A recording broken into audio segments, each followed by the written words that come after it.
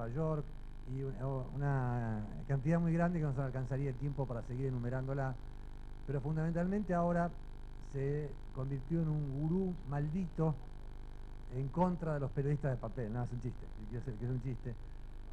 Pero Rosenthal da conferencias en todos los rincones del mundo sobre qué va a pasar con el periodismo en el futuro, qué va a pasar con nosotros, con los periodistas de papel. Entonces le agradecemos que haya venido en forma desinteresada a poder compartir sus ideas, su diagnóstico con nosotros.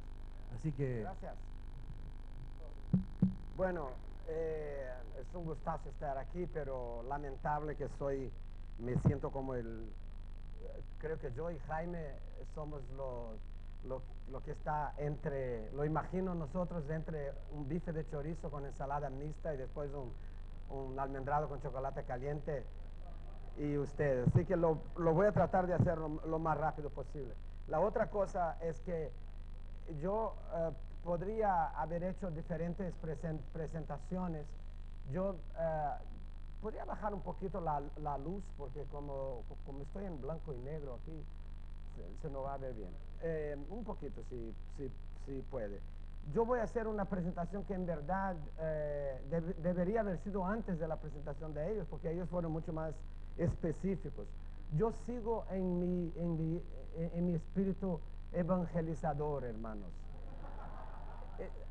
Yo hablo, una versión de esta misma charla yo la di en Ucrania, en Singapur, en Austria, en Londres, en Portugal, en Brasil. O sea, yo pienso que todavía hay mucho que evangelizar. O sea, lo que nosotros vimos aquí en las dos presentaciones anteriores y en otras, es que quizás no, o sea, hay gentes que no necesitan evangelizar. Yo no tengo que hablar con Marcelo y Gastón sobre eso, pero sí hay que decir que it's not news as usual. It's not business as usual. Hay gentes que todavía, como decimos en inglés, don't get it, que no y me sorprendería que ninguno de ustedes esté en el fondo de la conciencia, dice, todo eso es una exageración, che, yo soy un periodista, voy a hacer siempre, y mi chamba, ¿qué no se dice? Mi laburo va a estar siempre, aquí. En la FOPEA del año, en el Congreso del año pasado, yo hablé un poco de eso. Soy siempre criticado como el exagerado, no es nada, Rosenthal. Me metí en varios debates sobre eso, porque hay gente que dice, no hay revolución alguna. Revolución es un acto violento de ruptura. Es una evolución, es un proceso evolutivo, normal, como pasó antes que tuvo la radio, la televisión. Y yo digo, no es una revolución. No es un golpe de Estado, o sea, no es algo que sale de una noche a la mañana, pero sí es un proceso revolucionario.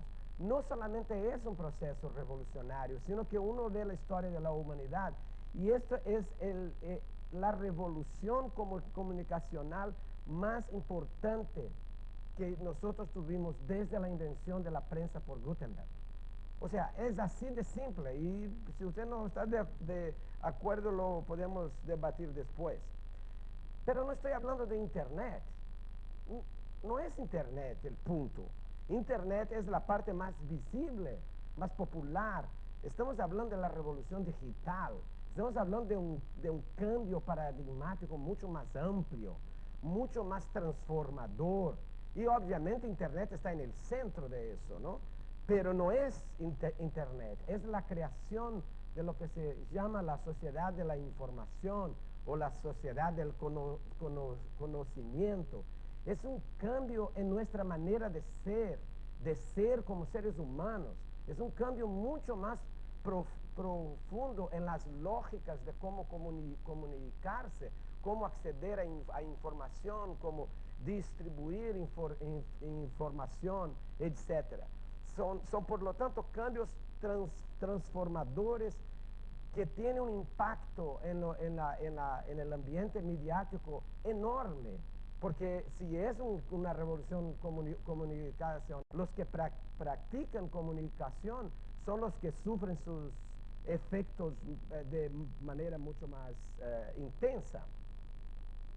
Por primera vez en la historia, para los que dicen que no, que es lo mismo la radio, la televisión, ya pasamos por eso, por primera vez en la historia de la media, el aparato usado para recibir el receptor es también un transmisor. Y yo estaba hablando así para un grupo en Portugal y al final tenía una brasileña ahí, una colega profesora que dijo que yo estaba equivocado, que no es cierto, porque la radio en su principio era un radio oye, no estoy hablando de radiocomunicación, no estoy hablando del teléfono, estoy hablando de un medio de comunicación para muchos o para masas. Entonces, en ese caso, es un cambio paradigmático que nosotros lo asimilamos como normal, que no nos damos cuenta del poder que está por detrás de este cambio. El poder de crear nuevos paradigmas que cambian profundamente, no solamente los medios, pero la relación entre los medios y el público y la ciudadanía, la relación entre la ciudadanía y los medios, la relación entre el ciudadano y los medios, la relación entre los ciudadanos y los otros ciudadanos. Son cambios mucho más amplios. En el estudio de la comunicación de masas, nosotros siempre nos partimos de este paradigma, ¿no? O sea, que fue el paradigma dominante de 60, 70 años de estudio de la comunicación, del gran fenómeno del siglo XX, que fue la consolidación y la expansión de la comunicación de masa, de la creación de masa, el emisor, el mensaje y el receptor. Pues este paradigma se está rompiendo, o sea, no es más así, entre otras cosas porque el receptor también es emisor. Entonces no hay esa relación de arrijo o algo así. Los medios están gradualmente perdiendo poder y control.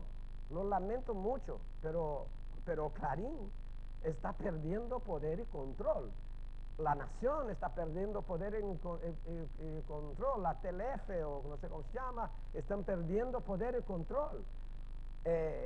Eso es evidente. O sea, pero hay que sentirlo, hay que reconocerlo. Mientras tanto, la audiencia, lo que se llamaba audiencia, que yo prefiero decir, como para seguir a John Dingis, hablar de la ciudadanía, está ganando poder y control sobre información en general. La antigua audiencia, que ya la gente trata de no llamar de audiencia, tenía como una de sus características la pasividad.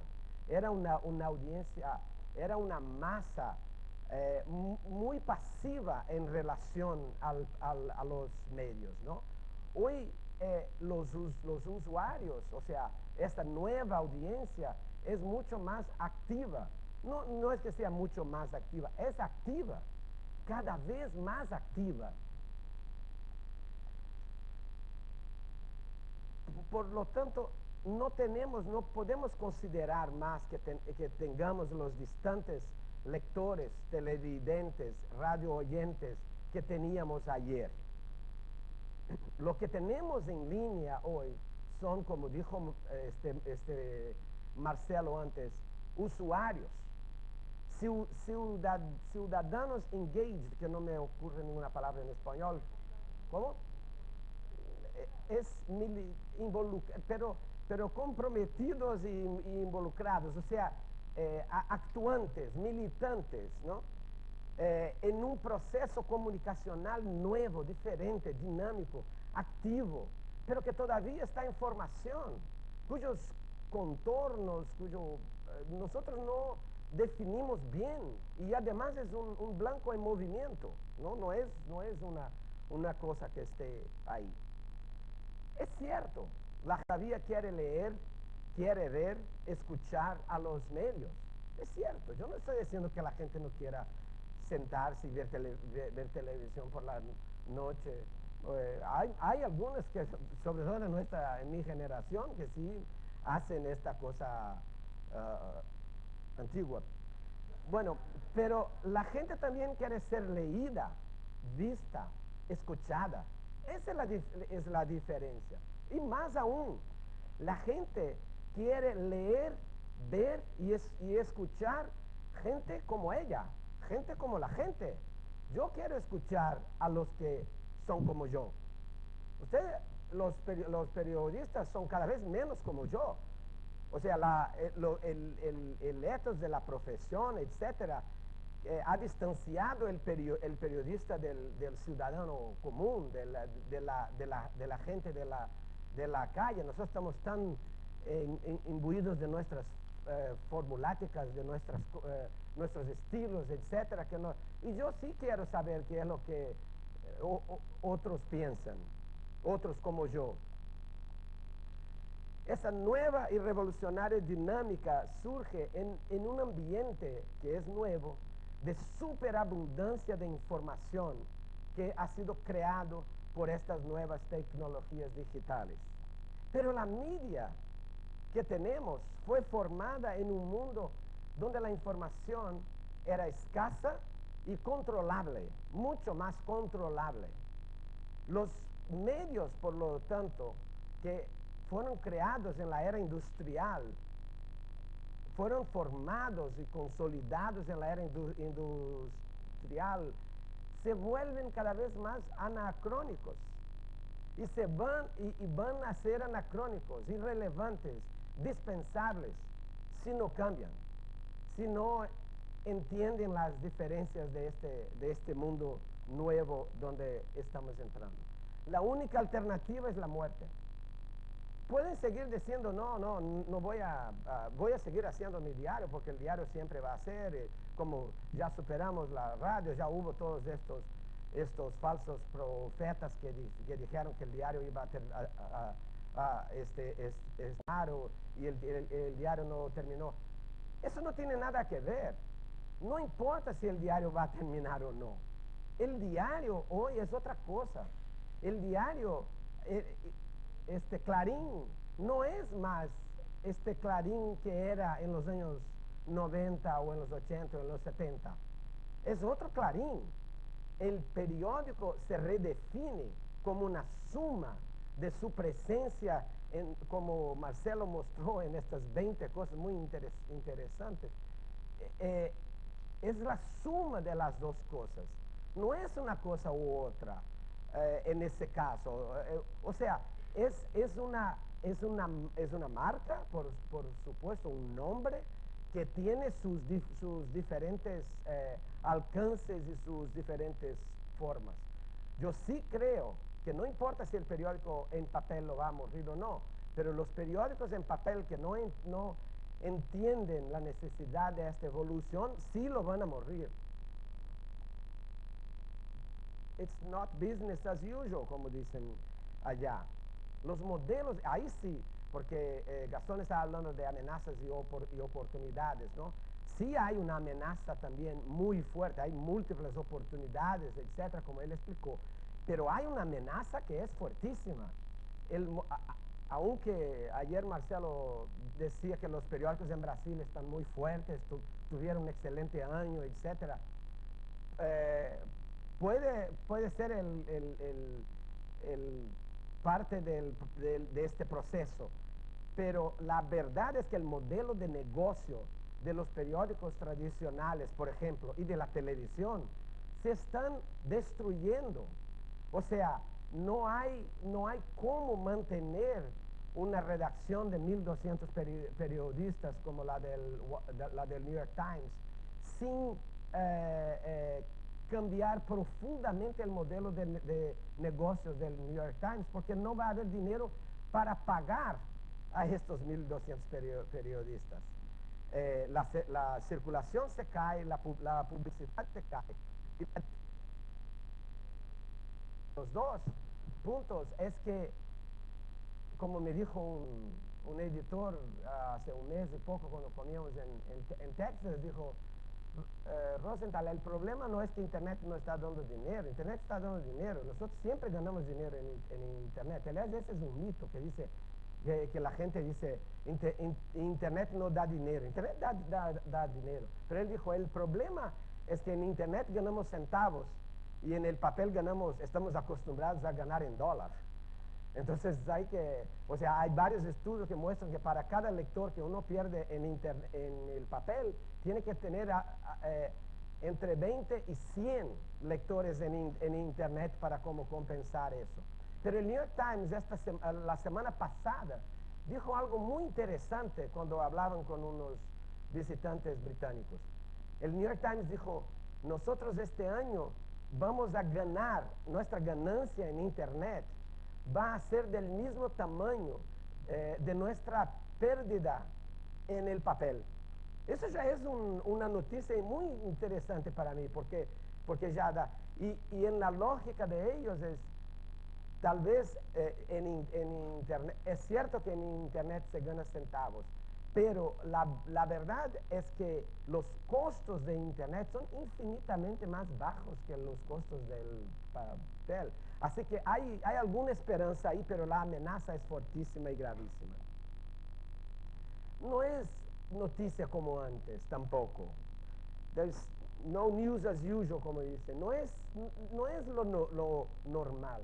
Los patrones de consumo de las noticias, del periodismo en general, están cambiando rápidamente, muy rápidamente. O sea, la gente está cambiando su hábito de lectura, de cómo informarse, etcétera, como hablaron mis colegas antes también. Pero los patrones de producción periodística están cambiando mucho más lentamente. O sea, no hay una equivalencia entre las dos partes. O sea, los ciudadanos cambian su manera de consumir información, pero nosotros no estamos cambiando nuestras maneras de contar historias en una forma más compatible con los patrones nuevos, o reorganizar nuestro sistema productivo de noticias. El declinio de los medios tradicionales, provocado por toda esta caída de la circulación, de la venta de publicidad, etc., en muchos países provoca una ansiedad enorme en la profesión periodística, personal, o sea, llegó al nivel personal.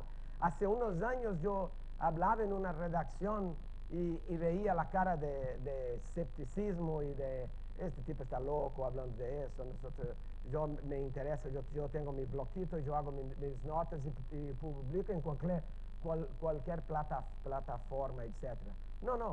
No solamente las empresas están disminuyendo, como están echando a periodistas. Yo creo que ayer, yo creo que Chuck y Jim hablaron de los números, mi número de la NA, 3.500 periodistas dimitidos en Estados Unidos en los últimos 4 años, en un total de 50.000. Pero aún así son disminuciones que siguen. O sea, este último mes mismo en los periódicos de Texas hubo otra carnificina. Y eso afecta la calidad del periodismo muchísimo, sobre todo en la industria de periódicos. A mí siempre me gusta mostrar algún gráfico que muestra la caída de eso. Por ejemplo, este gráfico, porque la gente en los últimos 10 años dijo, no, los periódicos no están cayendo. O sea, vea que cae 1%, 2%. O sea, no es solo que están cayendo en proporción al crecimiento de población. Entonces, la curva más alta son las residencias en Estados Unidos. O sea, la población sigue y el periódico siguió más o menos estable y ahora empezó una caída grave. Pero la televisión es hasta peor. Vean esto, este es el noticiero más importante de la noche y la pérdida de audiencia del noticiero. Nosotros, porque somos de periódico, nos concentramos mucho en periódico, pero los efectos de la fragmentación que ya venía del cable, etcétera, del satélite, etcétera, antes, pero que tiene ahora con la proliferación de video en Internet un efecto enorme en la televisión. Vea la caída de audiencia. Estamos hablando en el caso de CBS, por ejemplo, de 19 millones de audiencia en 1980 a menos de 7 millones, entre 7 y 8 millones hoy. O sea, es todavía importante, pero les doy otro ejemplo interesante. CNN, que tiene, que tiene un gasto extraordinario, tiene muchos periodistas, etc. CNN tiene un promedio de audiencia diaria en Estados Unidos de 400,000. O sea, es prácticamente, o sea, ¿cuánto por ciento menos que Marcelo dijo que Clarín tiene 600,000 por día, ¿no? O sea, pero ¿cuántos usuarios únicos tiene CNN por CNN.com? 26 millones, 28 millones. ¿Cuántas gentes en el mundo reciben los titulares de CNN en sus teléfonos celulares?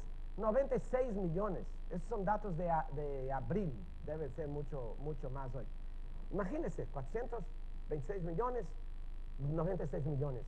Algo está pasando ahí. No es algo pequeño. Y los medios están mirando eso. Están viendo que el sistema de media de la era industrial está muriéndose.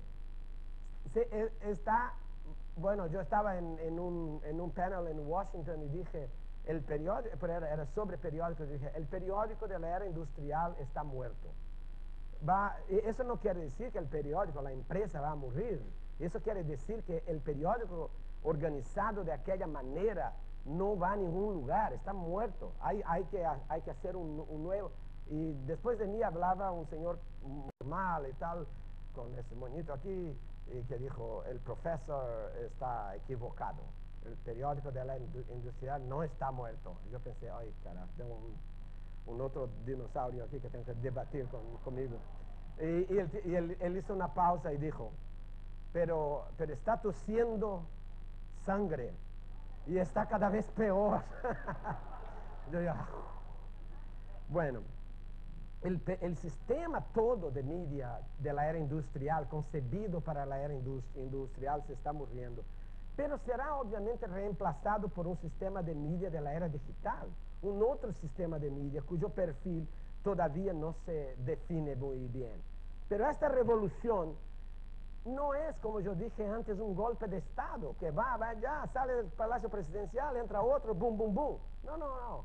Es una revolución hecha de procesos evolucionarios. O sea, si hay una cosa que aprendimos con la burbuja de los años 90, es que las cosas no ocurren de la noche a la mañana. O sea, las compras online no iban a reemplazar las compras en las tiendas de la noche a la mañana. Pero ojo, vea las compras online en esta Navidad en Estados Unidos, qué explosivo. Vea, solo un día, el lunes de la semana pasada, yo me compré una televisión, descuento bueno. Las cosas van despacito, pero son inexorables. Y eso significa que el diario o la tele que conocemos, no significa que el diario o la tele que conocemos hoy vayan necesariamente a desaparecer de repente. Ese es un proceso. O sea, si uno nota Wall Street, por ejemplo, lo que dicen los analistas, etc., las acciones de los periódicos deberían estar excelentes en Estados Unidos, porque los periódicos siguen dando esas ganancias que son espectaculares. Una vez llevé a mis alumnos al periódico local en Austin y mis alumnos de online, ¿no?, para ver su sección online, y el tipo que era el gerente muy cínico, en el buen sentido de ser cínico, empezó diciendo, bueno, el mejor negocio del mundo es el tráfico de drogas. excelente, las márgenes de lucratividad son muy grandes, pero es ilegal, peligroso, etc. ¿Cómo esto es ilegal, peligroso? Esta empresa hace periódicos, que es de lo mejor, realmente en Estados Unidos es un poco diferente de nosotros, ¿no? Porque en Estados Unidos realmente son monopolios locales, ¿no? Y las ganancias son altísimas. Y aún bajo toda esa crisis, ellos siguen dando lucros altos. Pero Wall Street no se mueve por tu performance en el pasado o tu performance hoy. Se mueve por lo que viene, el dinero que va a ganar, ¿no? El que ya ganó ya está aquí, ¿no? Bueno, el importante de todo las palabras que estoy diciendo aquí, lo más importante es entender eso. No se trata de una cosa o otra, es una cosa y otra. O sea, por eso yo hablo de los medios híbridos, de la necesidad de los medios de entender que tienen que redefinirse y tienen que ser híbridos. La era del medio híbrido, digital más más el tradicional, el online más el papel. No es que se vaya a abandonar uno para el otro, pero esta forma híbrida es muy compleja. Hay que trabajar mucho esta fusión, esta conexión. Bueno, el periodismo ha sufrido muchos impactos, muchos aspectos. El primero es que el periodismo no es más monopolio de los periodistas y no es más monopolio de los periodistas de los medios, porque la barrera de entrada disminuyó mucho. La barrera para que alguien pueda producir, distribuir, etcétera, ha disminuido muchísimo. Tú tienes algunos bloggers, poquísimos, casi ningunos, pero tú tienes bloggers en Estados Unidos que ganan más de $1 millón por año. O sea, tú tienes bloggers hasta en algunos de nuestros países que tiene una audiencia mayor o equivalente o comparable a de la media organizada. Es una persona de su cuarto de dormir.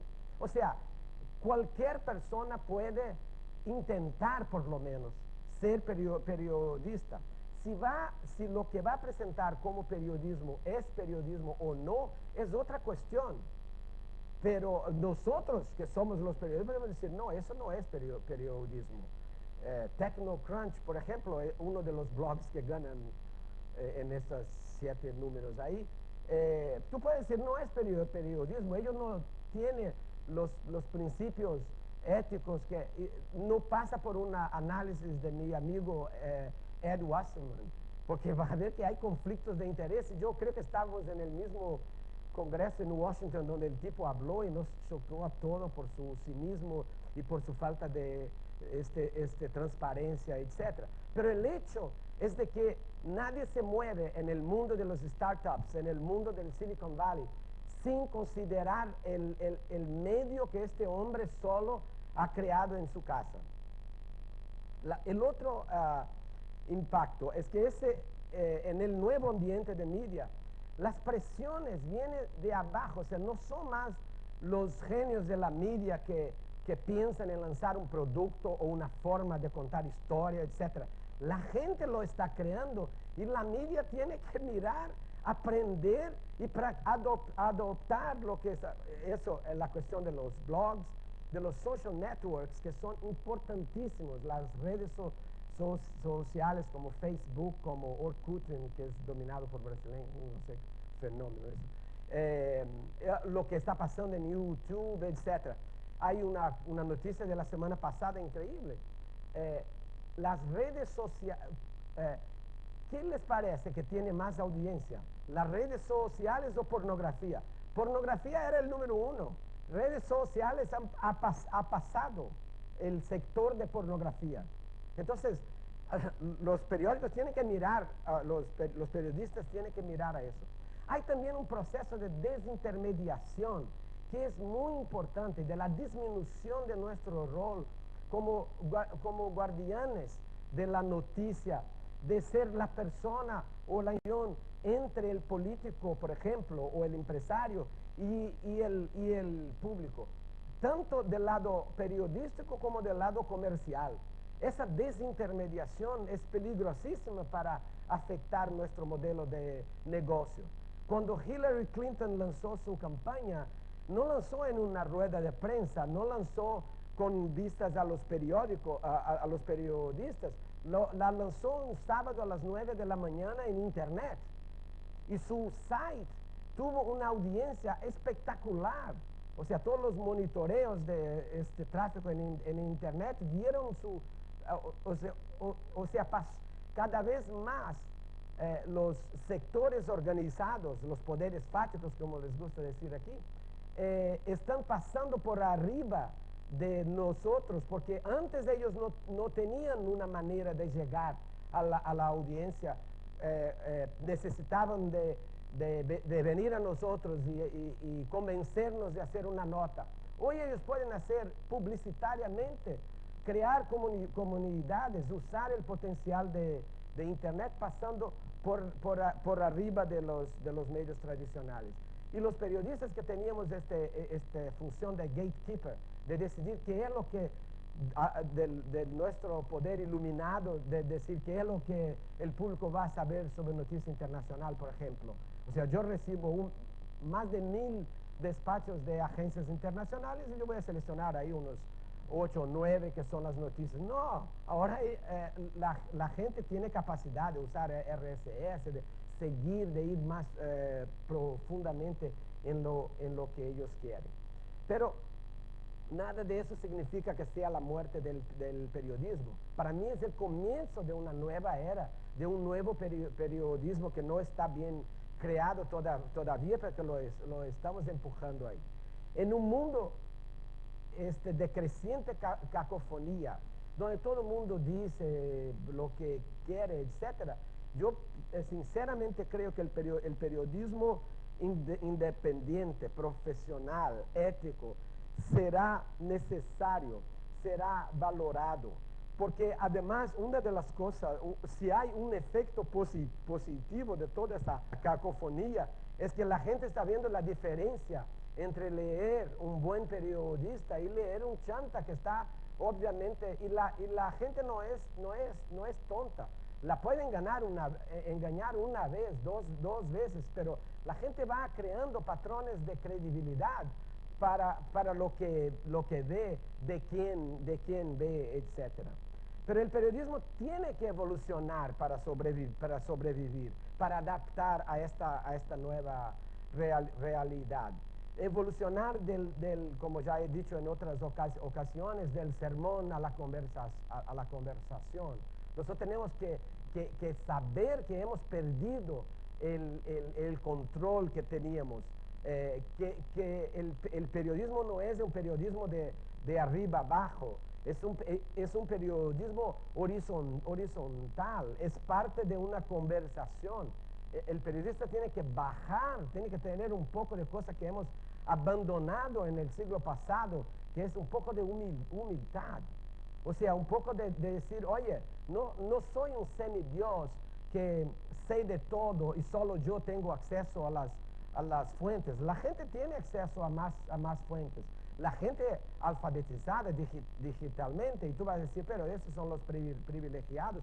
Bueno, los privilegiados siempre son en todos los medios los que utilizan eso. Entonces los periodistas tienen que bajar de su pedestal y abrir canales para dar voz a los usuarios, para que haya esa conversación y para que los usuarios participen de ella. Pero no es fácil eso, como hemos visto en las presentaciones anteriores. Hay que facilitar esta conversación, esta participación, etc. Pero hay que gerenciar eso, hay que manejar esos canales de participación. Hay que desarrollar y aprender con ellos, porque las comunidades de ellos, como se dijo antes, las comunidades de ellos, o sea, los que participan en las comunidades digitales, llevan 10 años creando maneras de administrar la la conversación. Pero hay que controlar los abusos y hay que mantener la calidad periodística. O sea, ¿cómo evitar que el periódico o el periodismo en Internet se transforme en un basurero, en un canal de aguas negras de la podritud de lo peor que hay? Pero no es porque hay ese riesgo que no se debe tomar el riesgo. Hay que tomar el riesgo y hay que desarrollar maneras, y hay muchas historias que les podría contar de eso. Bienvenidos, por lo tanto, a esta era de la participación de los usuarios. El periodismo no puede quedarse afuera de esa conversación que, independientemente de nosotros, está en curso y es gigantesca y se desarrolla por todo el ciberespacio. Los periodistas tenemos que buscar formas de atraer, participar y facilitar la conversación. No es fácil. Yo no estoy diciendo que es, bueno, pues abrir canales de... No, es un reto muy difícil y hay que reconocer eso. Pero aquí hay un cambio fundamental en el propio ser humano. Nosotros estamos apenas empezando a probar, y Marcelo habló un poco del futuro, de las cosas increíbles que los cientistas dicen que vamos a tener en las próximas décadas. Pero estamos empezando a probar en un mundo donde hay seres humanos en red, interconectados, de una forma como nunca se interconectaron. Yo estoy hablando de comparar el momento histórico de hoy con el momento de Gutenberg. La imprenta creó redes, o sea, la comunicación de masa siempre está conectada con esta idea de una red de personas que comungan de la misma información. Pero eso se está volviendo con una dimensión muy distinta, yo diría, espectacular. O sea, saber que hay más de 1 billón de personas en el mundo que están en Internet hoy. Y la gente dice, sí, pero hay 4 o 5 millones que no están. Bueno, pero estoy hablando de las que están. Vamos a trabajar para que las otras estén, pero estoy hablando de las que están. Porque a veces es antes eso de decir, Marcelo puede decir, 14 millones de argentinos en Internet. Y dice, pero hay tantos millones más que no están. Pero 14 millones de Argentina y Chile, creo, tienen la penetración mayor de Internet en la población. Y 14 millones, compare eso con las tiradas de todos los periódicos de Argentina juntos, por ejemplo. Pero el número de usuarios de Internet y lo que está haciendo una pesadilla en la vida de los de ICANN, los que trabajan con la infraestructura, los backbones de Internet, piensan que en 2 o 3 años el número va a doblar. No porque todo el mundo va a comprar el computador de $180 de Negroponte, que aliás compré yo. Estoy esperando para Navidad llegar a esta maquinita fantástica, que los gobiernos ahora lo dejaron en la mano, ¿no? Pero, en fin, no es porque la gente va a comprar laptops, es por el teléfono celular. Es lo que yo llamo la internetización del teléfono celular. El teléfono celular es the next big thing. Es la cosa que realmente las nuevas generaciones de teléfonos celulares, estos que son caros hoy, van a ser baratos mañana, y van a haber otros caros que hacen mucho más cosas, como proyectar, porque el gran problema del teléfono celular es que la pantalla es muy pequeña, y se puede una pantalla grande, ¿no? Pero la tecnología para proyectar, poner el teléfono en pie y proyectar en la pared una pantalla, y del otro lado proyectar un keyboard, no es sueño, ya está en las ferias. Entonces y eso, ¿se acuerdan lo que pasó con nosotros aquí en Sudamérica con los teléfonos celulares per se? O sea, Brasil tiene más de 110 millones de teléfonos celulares hoy. La gente que en todas sus familias, todas sus generaciones y sus amigos nunca tuvieron plata para comprar un teléfono normal. Tiene 2, 3, cada uno de la familia tiene un teléfono celular. Es un leapfrog, como dicen allá en Gringolandia. Y ese efecto viene para Internet. Es muy importante ver eso. La otra cosa que me emociona es tener esa especulación completamente no científica, porque no tengo ninguna idea de cómo evaluar eso, pero lo siento, se siente. Las habilidades cognitivas de los nativos digitales son muy diferentes de las habilidades cognitivas de los migrantes digitales. O sea, los niños, y nosotros vemos esto en nuestras casas con nuestros niños, los niños están desarrollando partes del cerebro que nosotros no desarrollamos. Pura no científico, especulación de la más barata posible. Pero muy importante ver. O sea, todo eso implica en otras lógicas comunicacionales, en otras lógicas de cómo multitask, por ejemplo. O sea, yo conozco gentes que no consiguen hacer más de una cosa al mismo tiempo. Y yo veo chicos que hacen 10 al mismo tiempo. Y hay estudios de media, de consumo de media que muestran eso. Ven televisión, leen el periódico, escuchan radio, hacen text message y por ahí están, yo no sé cómo hacen, pero esto es parte de la cuestión de la red, de la gente estar interconectada. Ya estoy terminando, el bife de chorizo viene por ahí. Yo podría hacer una charla sobre cada uno de estos puntos, pero quiero apenas puntuarlos aquí. Una tendencia importante, redacciones integradas digital tradicional. Hay un debate cada vez más pequeño, cada vez menos importante, que es el debate de los que dicen, no, son dos redacciones, en periódicos, por ejemplo, son dos productos diferentes, son dos redacciones diferentes. O sea, yo aquí soy militante integracionista, ¿no? Del movimiento integracionista de las redacciones. Yo creo y es muy interesante que la semana pasada leí el editor del País de Madrid, que es uno de los baluartes de la separación. Él dice en una entrevista, Internet y papel son las dos caras de la misma moneda. Bueno, la mayoría, en Estados Unidos prácticamente todos los periódicos están trabajando en una implosión de la estructura.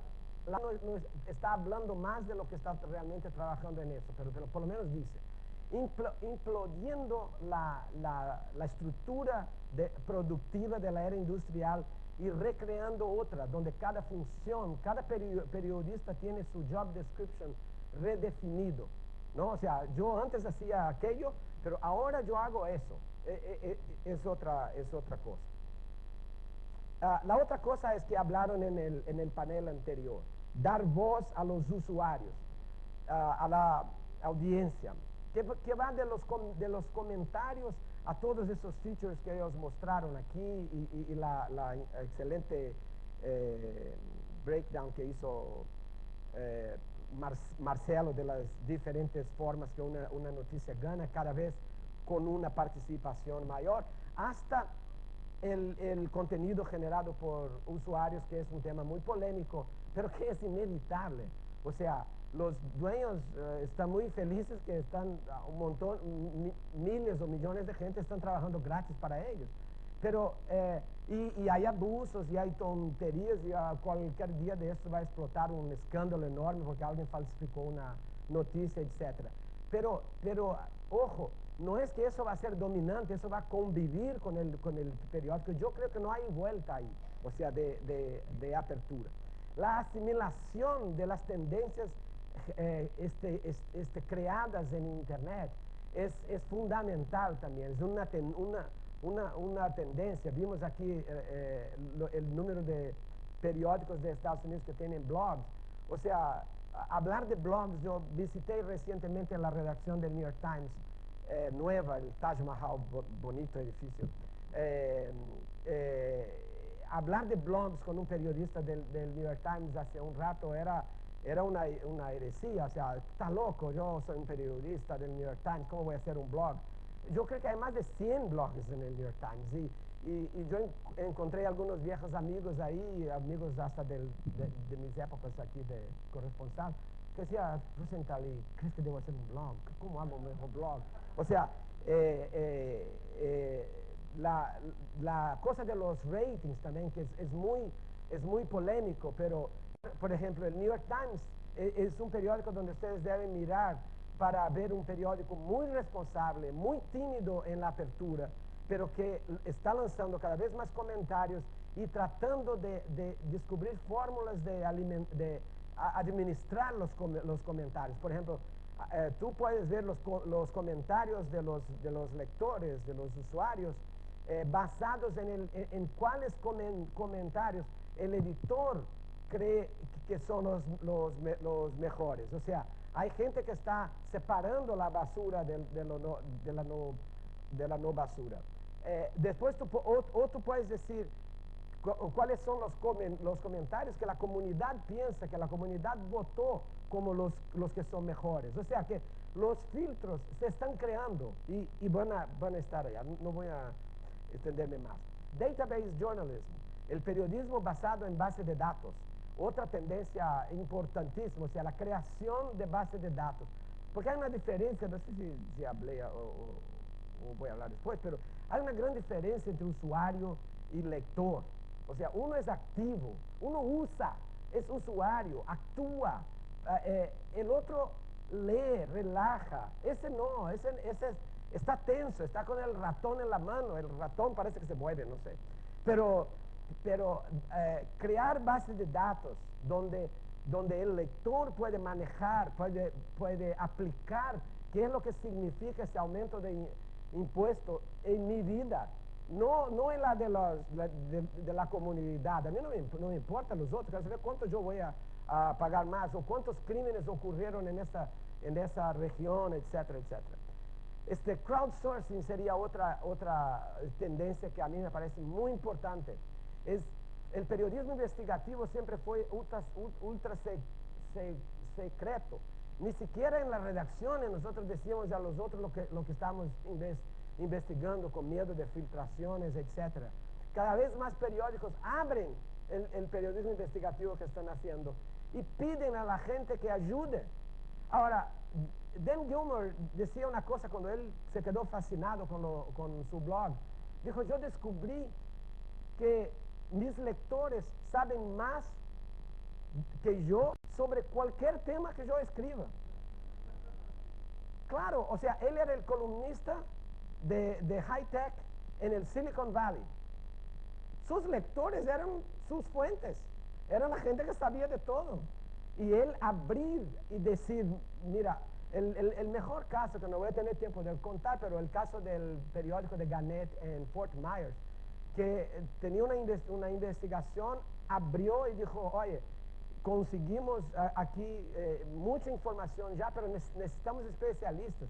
Necesitamos un contador, un ingeniero, un no sé qué, un abogado que nos ayude a entender esos papeles aquí. Y la comunidad empezó a participar y la ciudad tuvo que cambiar todo, etc. Aún cuando no es el crowdsourcing hecho de propósito, como en el caso del Washington Post con el Walter Reed, el hospital, o sea, ellos hicieron una denuncia y se sorprendieron con la cantidad de tips que la gente pasaba, videos, fotos, etc. Eso también. Los mojos son los mobile journalists. Son periodistas que no van más a la sala de redacción, que viven en su auto, yendo de un lado a otro en comunidad, que tiene que ver mucho con hyperlocal. Y hay algunos periódicos que están creando coches. Hay mucho modismo y fantasía ahí, pero siempre de estas exageraciones hay cosas que quedan. Entonces, estos coches que son totalmente equipados con broadband, etc. Y el social networking.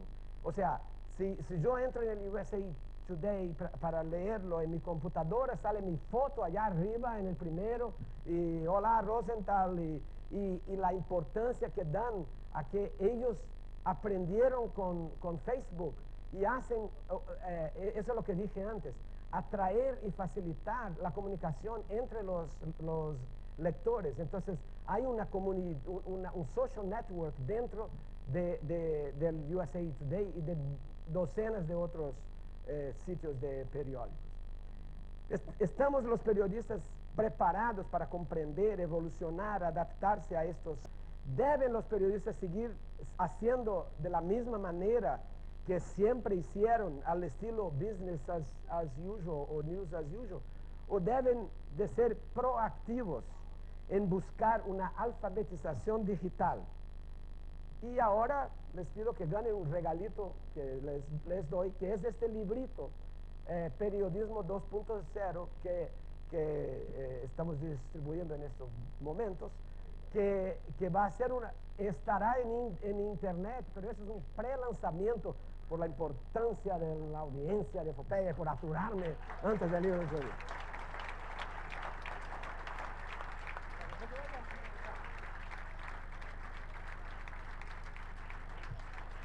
Nos ofrece la esperanza de la resurrección y nos da las herramientas, así que yo imagino que habrán quedado todos muy movilizados, pero estamos un pésimo de tiempo, llevamos más de una hora de atraso, con lo cual les pido para una pregunta, así que, bueno, se la ganó Edgardo, una, una pregunta, Edgardo.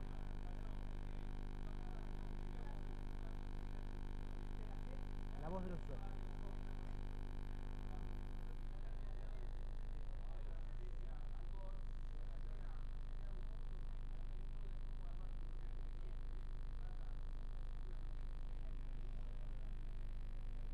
Sí, yo en 1998 o 99, yo estaba en un panel en Finlandia al lado de Walter Bender, que es el codirector, ¿no funciona? Sí, que era el codirector del Media Lab del MIT.